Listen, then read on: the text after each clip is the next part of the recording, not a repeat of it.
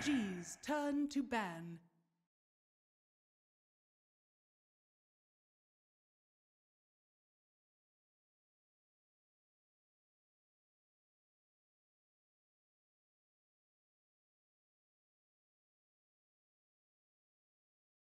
Ten seconds remaining.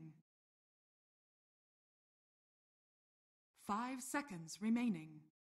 HellRaisers turn to ban. OG's turn to ban.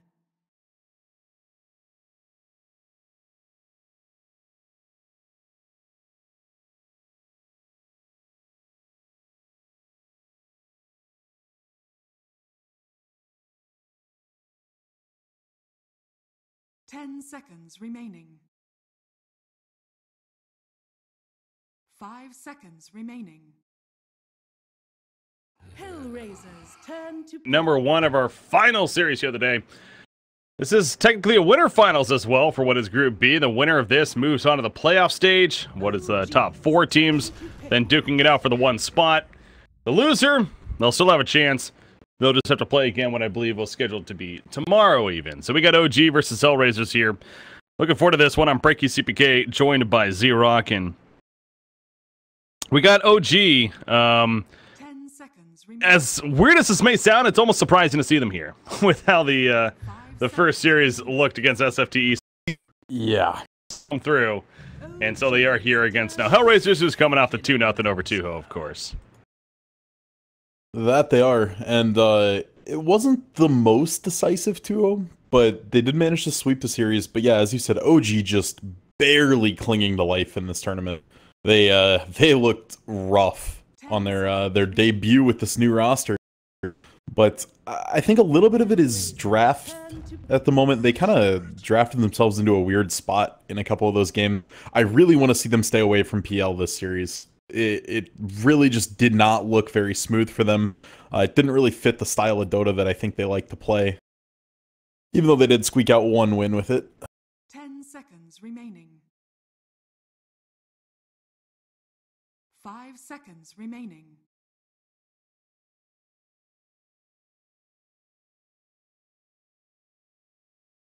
Oh yeah.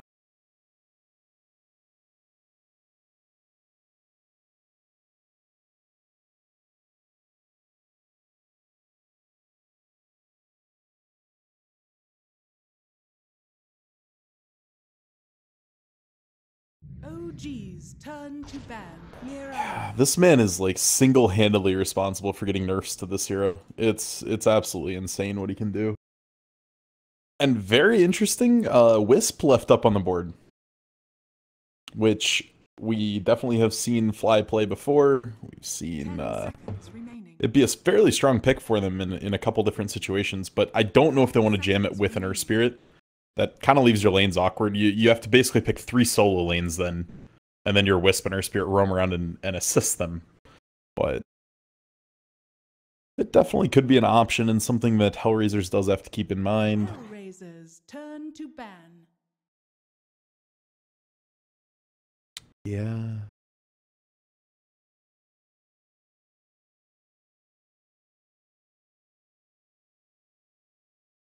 It's a very early Mirana. Like, it's nice as a flex because it can be ran as a 4, it can be ran as a mid, it can be ran as a carry. A lot of options for it, but it's kind of not excelled at any of them.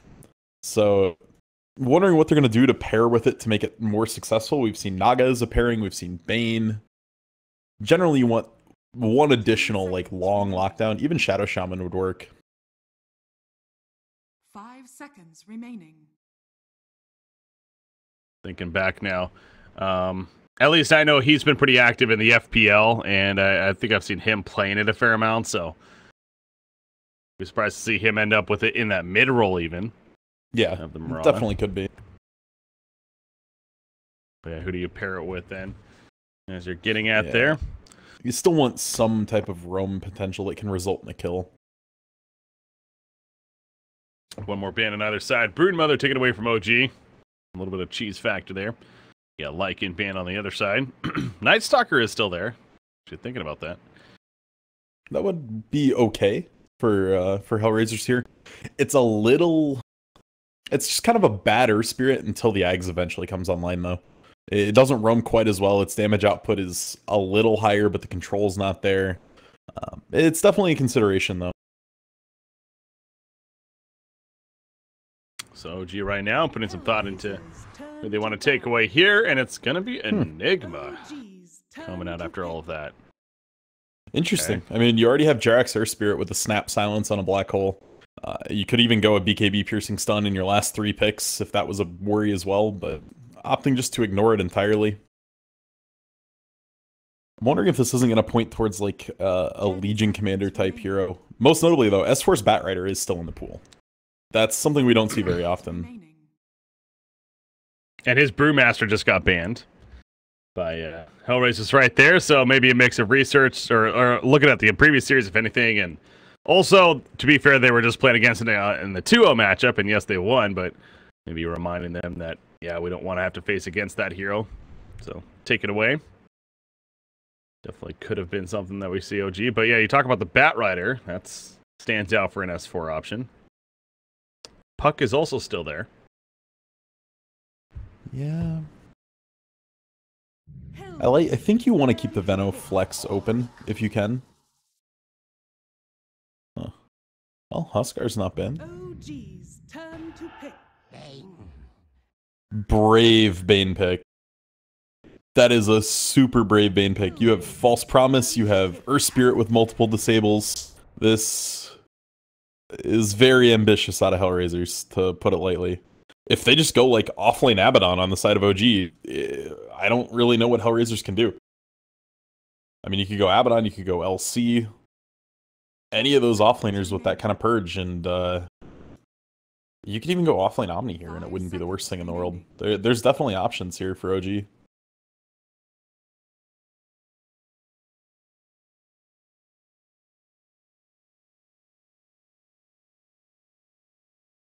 Probably whatever one has the better lane matchup. Like the Venom will deal with whatever lane he gets, but...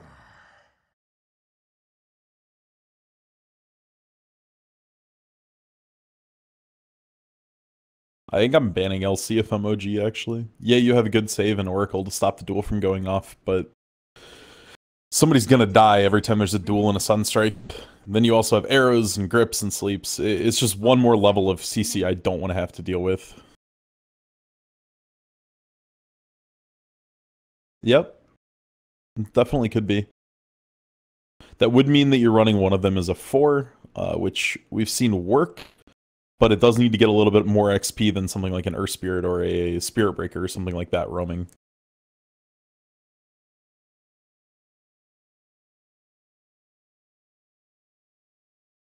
HellRaisers turn to ban.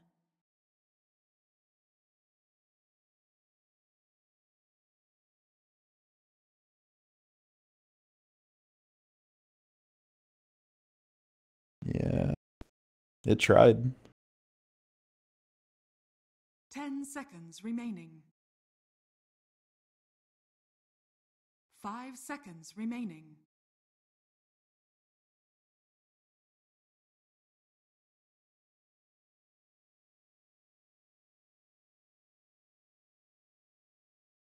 With that Invoker, and now even have the bait, like, they're pretty much good. Mirana's probably going to be safe lane? Or what do you do with Mirana here? Maybe they just go like an aggressive tri-lane. I think you just run it as a carry at this point. Okay. And you figure it out from there, whether you want to run a Nyx and make it a 4, or whether you want to run Earthshaker offlane and grab another 4 roll here. But I think you just run carry Mirana. They could even look to go like a Faceless Void. A lot of synergy with just stuff you can dump into the Chrono. You can grip somebody that doesn't get caught in it. Invoker, obviously, a very nice pairing with Void. And it would give Invoker somebody else to Alacrity in team fights. Mm-hmm.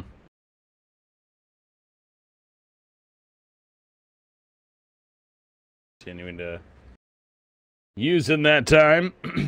What's happening on the other side, by the way? Secret versus Kingman, that's right. Yeah.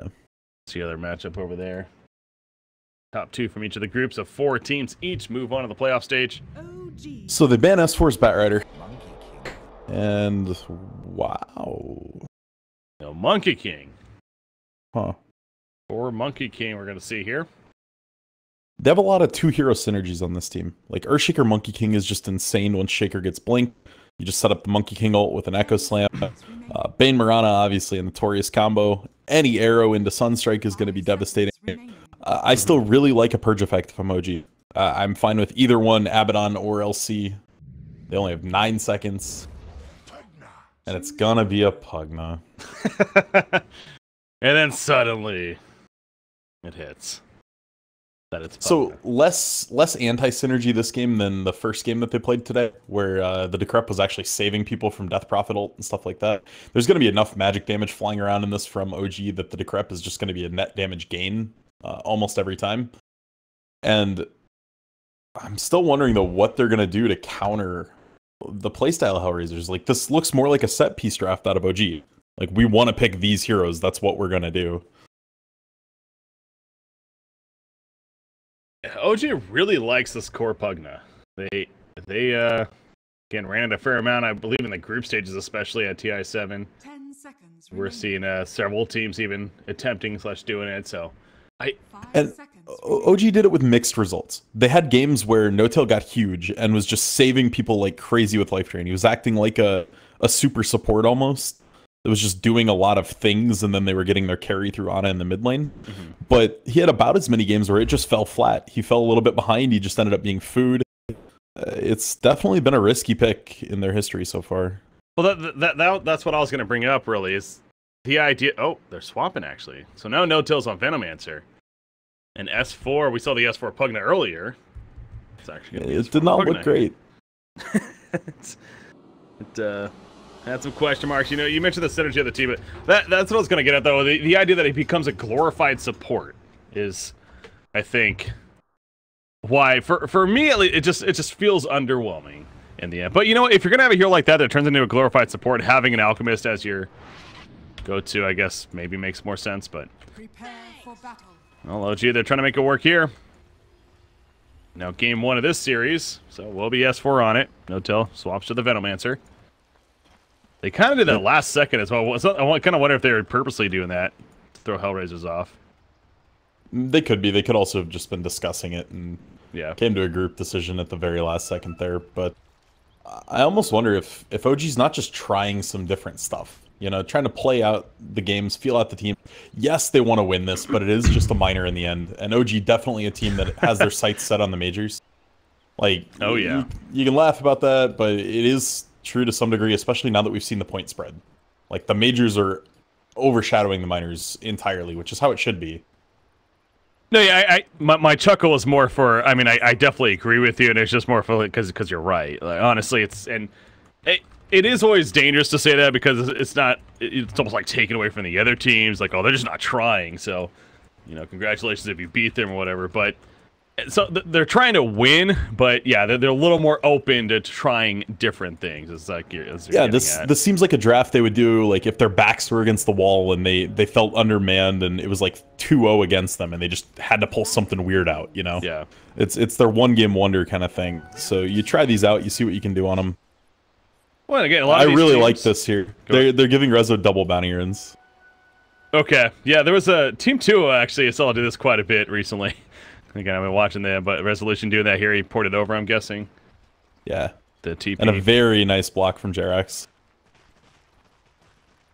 Kaiser doing its own block, but gonna end up meeting about the middle right here. Slight advantage for OG there. Yeah. Getting the range creep in front's a huge advantage, because now the lane's gonna be all screwed up in the equilibrium. Top lane, S4 is gonna be zoned out pretty heavily by the Bane up here. And he just has to be terrified. Level 1 Sunstrike being 100 pure damage, and he only has 600 health. Although seeing that J4 didn't go sleep, now all of a sudden he can play up a little bit. Not this much, though. Well, they're kind of trading one another. 3 seconds left on that Brain Sap.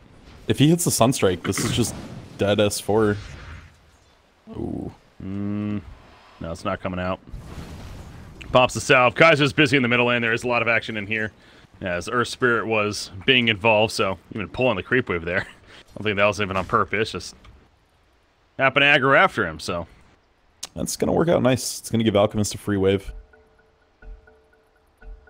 Quick pause right there. Reset, good to go.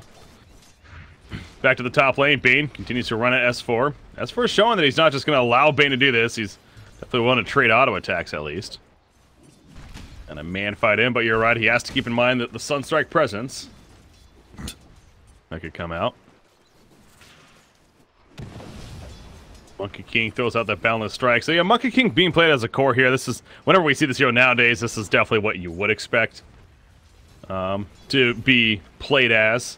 What kind of early build-up do you think we're going to see on him? Is it the Echo Saber?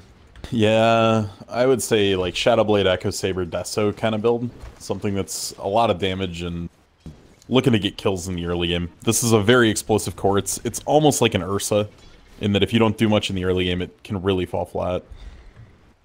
You know, active he looks to be as well. One of those heroes that definitely can be. Of course, no tree dance even just yet. That's no primal spring, but with him just farming away in the lane, almost wouldn't expect that to be the case, or would expect that to be the case. Not picking it up here. Bambo is getting a ton out of this bottom lane though. He got a cross pull off, which ate a couple of his creeps and was able to get one of the last hits with the arrows. So he's actually sitting very nice in this lane so far. Oh, that pathing. Okay. Yeah, 3-3, that was being set up for a while. It's just a matter of time, but at the last second, as a fissure wore off, the pathing caused 3-3 to go the other direction. Bottom lane, Sexy Bambo is going to be nuked down. And the dot from Venomancer finishes the job, so they do get a turn kill at least, but the First Blood striking first in favor of HellRaisers there. As they cut us for the rotation from Earth Shaker. Allowing that to happen.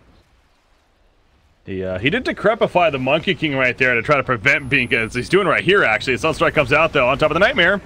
And there's the easy kill. That's that combo you're talking about. Now Jerax just rolled into death. Yep, double kill to 3-3 all of a sudden.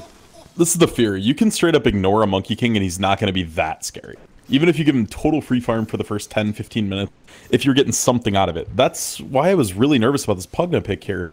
They don't have anyone that can man up and sustain in this off lane. And feeding a Monkey King kills is way worse than just letting him have the lane. Well, for now, S4 is going to make his way back up here, but you know, when it comes to, you know, some heroes can maybe just transition into a jungle. Pugna's not necessarily one. I mean, I guess he kind of with another blast, but he's going to stack right here at least. Yeah, he's just stacking for Alk. He's trying to. Nope. Oh, trying to steal the rune. But S4 picks it up first. Arcane S4 gonna go greedy and go for the second one too. Nah, they want Malad here. Oh, the decrypt by slowing him down there initially. Out comes another blast. They do get the Arcane Rune on Jerax, so nice play all around there from OG. Rezo's already jungling. He wants no part in the potential sleep into arrow into Sunstrike. Alright, so just gonna farm what he can over here. You mentioned that stack that was made by the Pugna up here, but the ward's put down, so whenever Alchemist or whoever goes over there to do it... Yeah, look at the other stack, though, that Rezo's looking to take right now. Jerax has been putting in work, and so's Fly. I mean, this is huge. Probably needs level 5 at least before he goes for that, though. Get a couple more points up in Acid Spray. See, can he actually stack it again? This is tough. Oh, I said tough. It's Jerax. Of course he's got it. Breaking those trees makes it a lot easier. The hitboxes for the creeps are actually designed that you have to pull them the way the trees are set. Yeah. So, once you break trees, it gets a lot easier. S4 top lane. Guess what? In trouble again. Decrepify goes up. Primal Spring, though. Monkey King making use of the time. The charge is adding up from the Jingu Mastery. He's full charge now. Another blast. Oh, it gets blocked by Earthshaker, but it doesn't matter. Boundless Strike comes out. And 3-3 is on a killing spree now at the top lane. So it kind of goes back to your point earlier that if you're S4 here, you probably want to avoid going back to the top lane. But where else do you go? I mean, I guess you can give him mid since your Alk's not using it, but yeah, it's kind of too little too late. You already gave the monkey the dream start. J4 hanging around a little bit too long. He brain zaps to survive a little bit longer. Nightmares comes up, but he's definitely dead. Trying to get it maybe Alchemist. S4 gets credit for the kill. Rezo needs to finish his camp now and smash his ult, though. That means they saw he was killing a stack. Mm-hmm. He's going to finish it off, though. Is level 6, and as you said, there's that Chemical Rage. now to use. So, yeah, S4 is going to soak up the middle lane meanwhile. While that top lane continues to play out with Monkey King now free farming. Well, been free farming early. How's No-Tail doing? I haven't talked too much about him down here. He is 30-6. He exists. He exists. That's a way to put it, I guess. He's actually going Medallion, by the way. This is entirely a 4 Protect 1 draft. They're playing around Alchemist the rest of the game. So look to see him go potentially full solar into like 4 staff. Sleep into arrow though. Yeah. Good combo. Mentioned that earlier, and we've seen it now a couple of times. And honestly, OG's gonna be okay with that as long as it doesn't fall on one of their cores. Like on Rezo, I guess. The only I was gonna say. Team. Technically. Yeah. That's their whole game plan here. It's just all on Rezo. 7 minutes in, he's already got an armlet coming out with stacks to still farm towards his Radiance. But this is an explosive start from HellRaisers. The thing they need to be doing now is looking to take towers. Not something their team is particularly good at doing, but they already have an Aquila up on the Monkey King that's going to help. And they really need to just look at trying to get 1 or 2 towers so they can get deep wards in and close Resolution's jungle off a little bit. Yeah, Mirana. Again, the idea of an Ags is just not really seen anymore on Miranas. See that they transitioned a lot more into just the right-click style. So we'll see how he goes. Yeah, you like it better? Yeah. I don't really like the Diffusal Manta build anymore, though. I really like the Maelstrom Dragonlance, though. I think that build is just insane. Fly is going to get scouted out here by 3-3 as soon as he jumps to another tree. I was going to say, you didn't actually see him right there. They go on to Jarex instead. They might get the kill. No, in comes a Fortune's End. Perfect placement there from Fly. And the bait pays off for them. Yeah, they did not see Oracle. I went to their vision for a second. He was just too far away. With the changes to Monkey King tree vision, you got to be like OCD and just hop around a couple trees. Because you still get flying vision while you're jumping, which can give you a little more. But yeah, great positioning there from Fly. One thing that needs to be said, Fortune's End purges Monkey King's stacks. So you can actually get rid of the debuff once he has that on him and is just doing a ton of damage. So look for that in the mid game here. Can definitely be a big thing. I believe it only works once he has the buff, though. You can't purge off the stacks going onto him, but you can purge the full buff. Radiant's middle tower is under attack.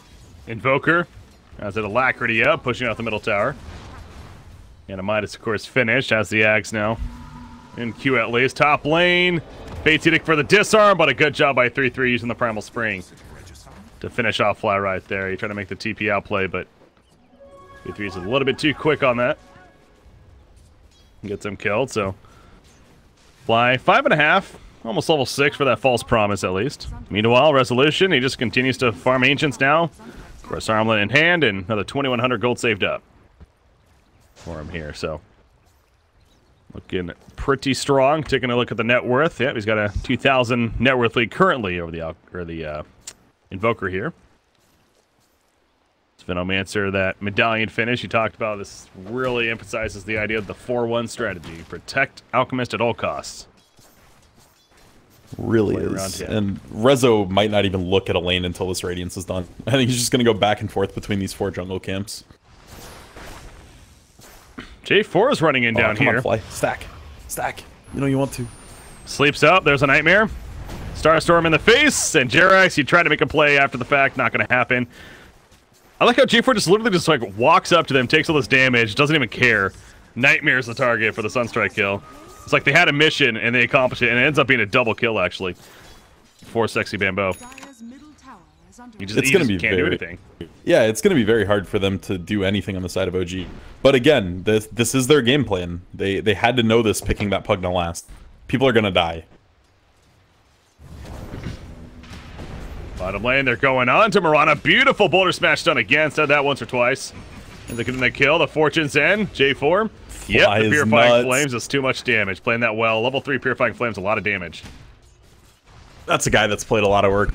I mean, that's a pretty basic Oracle combo, but he's so far ahead now. Like, he's actually a kill threat.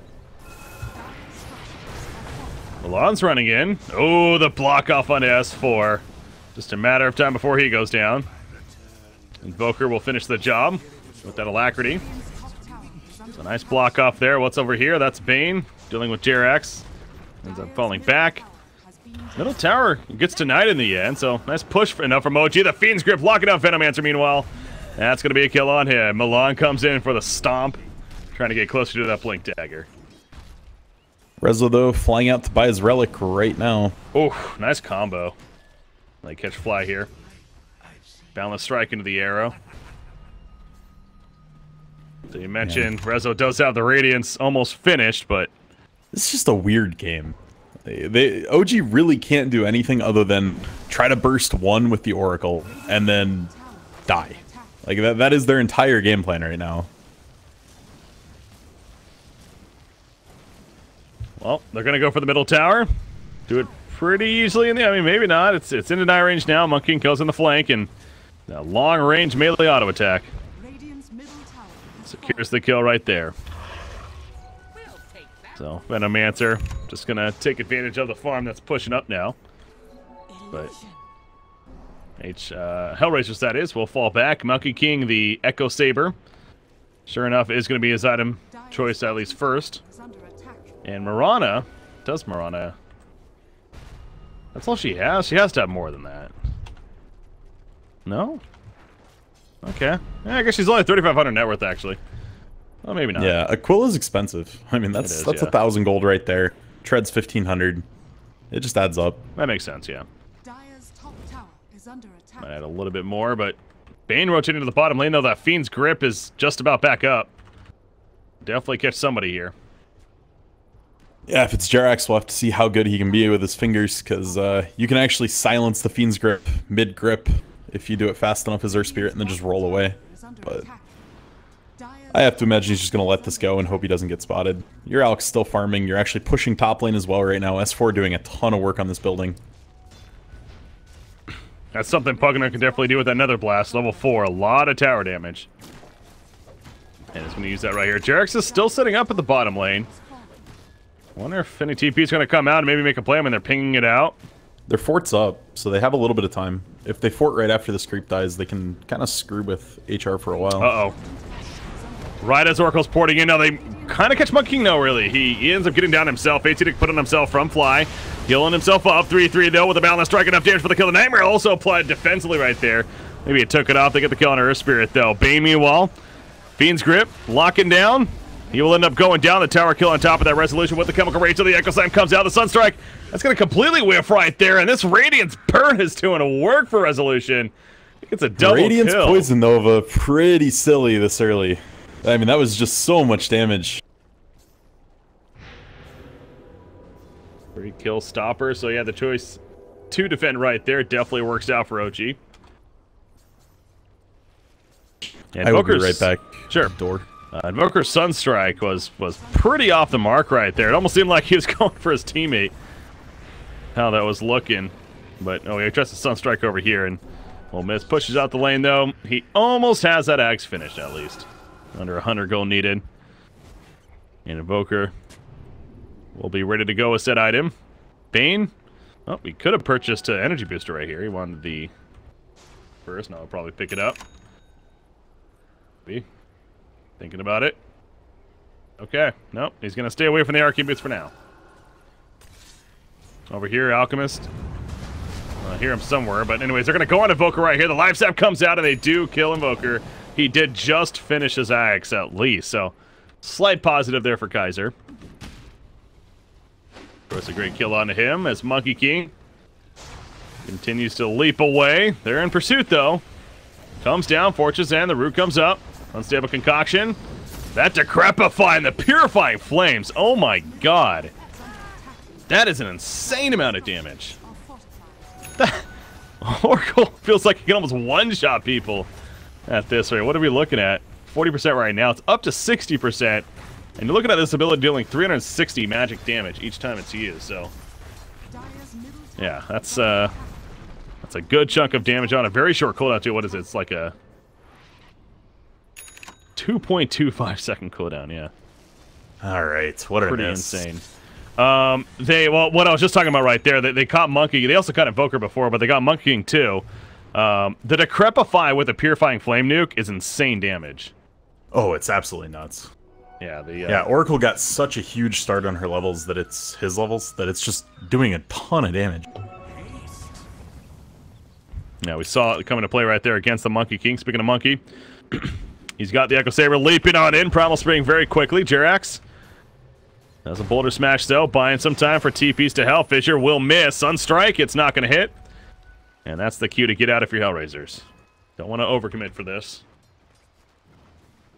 As Resolution continues to buy more time and push out the top lane with that Radiance. Bot's now finished. The orb for the eventual Manta style also picked up. Pugna also has an Aether Lens. It's a great first item for him to have, especially with that life drain. Yeah, it's going to let him stay out of range of a lot of the threats here from HellRaisers. If he stays way at the max end of his life drain range, they have to commit way too hard to get to him. So, definitely great in this 4 Protect 1 style where their entire goal is just keep Rezo alive. Radiant's bottom tower is under attack. That network chart's really something, because obviously you got Rezo way up there. It's no surprise that you got Invoker, it drops out with Monkey, and then it just really drops up after that. You know, so farm being soaked up on either side by just a couple of heroes, or even the one in Alchemist's case. But that Boundless Strike hits 4 heroes.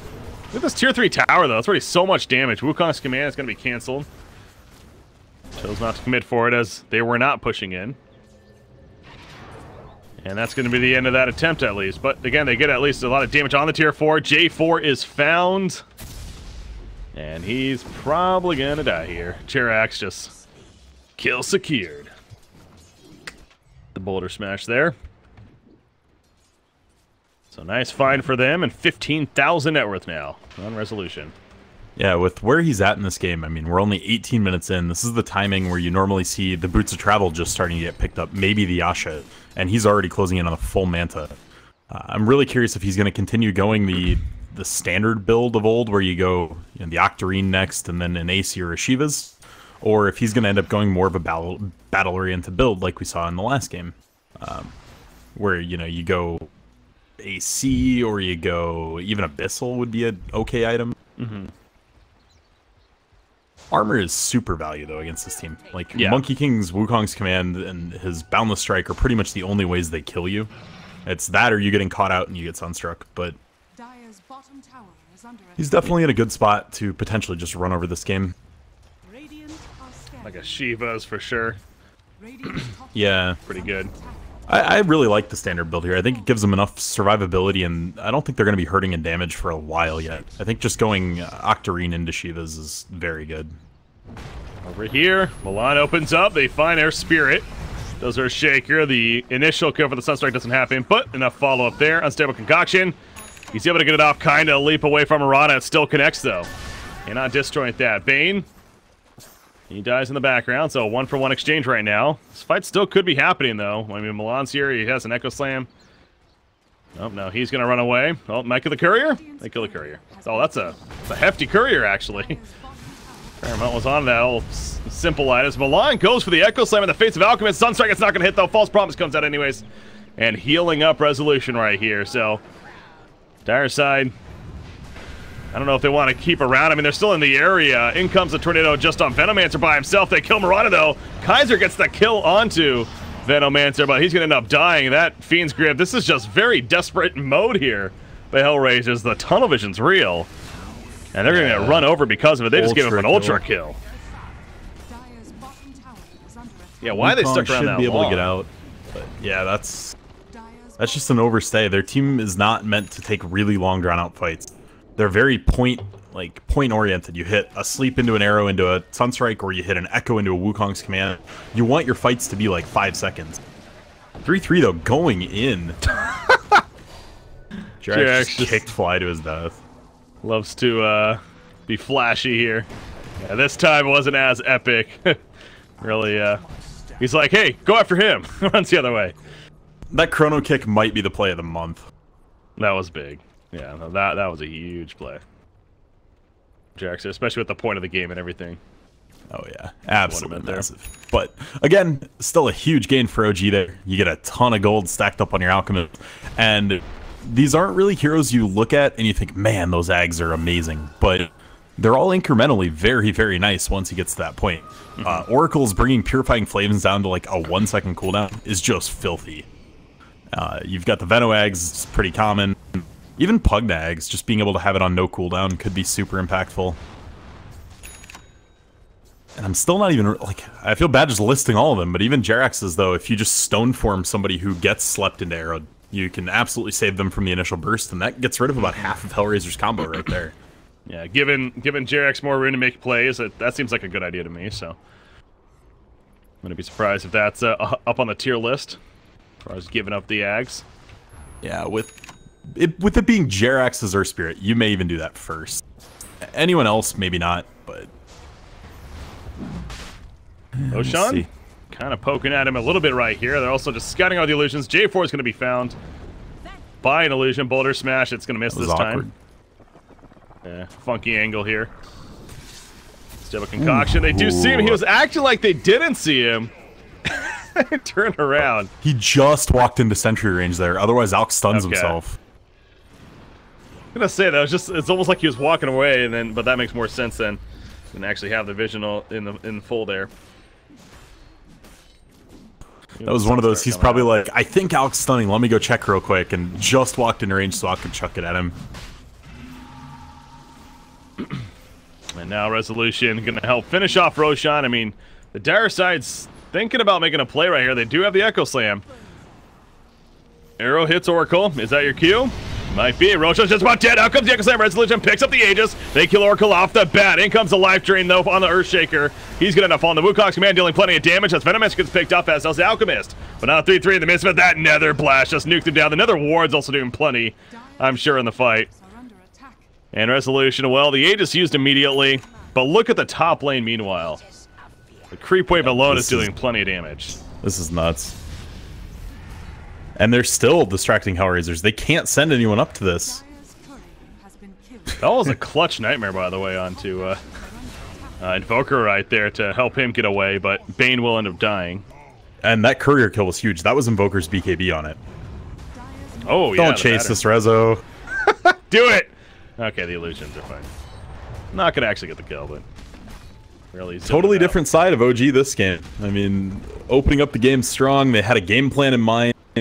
Even the kills given out early game were pretty clearly part of the game plan here. So that's a huge opening, cracking the entire base, getting a set of racks at 24 minutes. And Rezo's just going to be unstoppable. I mean, he could just go walk over and buy a plate mill right now, and he's almost unkillable. He is at that status of how do you deal with it? If you're HellRaisers, there's no obvious answer here. And even just him by himself would be a difficult task, but then you have to factor in, obviously, all the supporting casts, especially a hero like Oracle.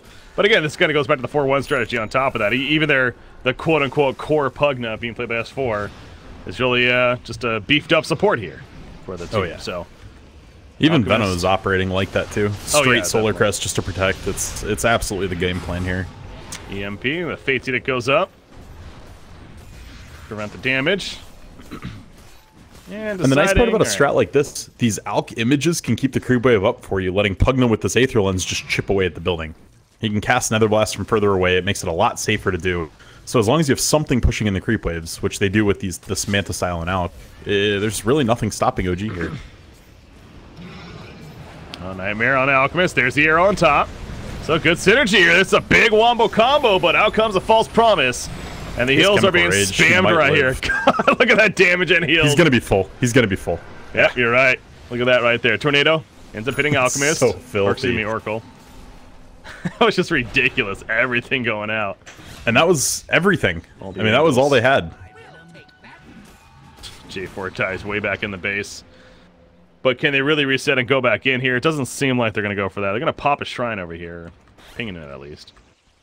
Like, Echo was on cooldown for that initiation, is up now, so maybe that's what's keeping them back a little bit.